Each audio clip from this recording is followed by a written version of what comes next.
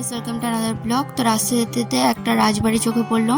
এর মধ্যে ঢুকিনি, তবে বাইরে থেকে সুন্দর লাগে। এটা হচ্ছে আমাদের মহান সিরাজউদ্দৌলার বাড়ি। বাড়িটা কোনো ভাঙচুর অবস্থায় পড়ে আছে। এই মসজিদটার পরে মির্জাফরের কবরস্থান। আমরা এখন বিশ্বাসঘাতক মির্জাফরের কবর দেখতে যাচ্ছি। ঢুকেই ওরা বললো জুতো পায়ে যাওয়া যাবে না। ঠিক আছে, আমরা খুব বাজে মানুষ না যে জুতো পায়ে কবরের উপরে হাঁটবো।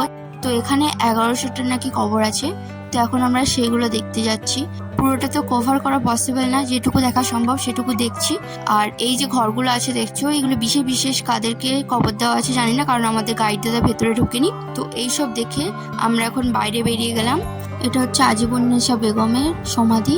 এখানে ওনাকে জ্যান্ত কবর দেওয়া হয়েছিল, কারণ উনি বিরল প্রজাতির রোগ থেকে মুক্তি পাওয়ার জন্য এক ফকিরের কথা শুনে ছোট ছোট বাচ্চাদের যকৃৎ খেতেন। তো ওনার স্বামী ফেড আপ হয়ে ওনাকে কবর দিয়ে দিয়েছেন। থ্যাংক গড কবর দিয়েছে, নাহলে আরো কত লোককে খেয়ে নিত। তোমাদের সাথে গল্প করতে করতে ইমামবাড়া চলে আসলাম।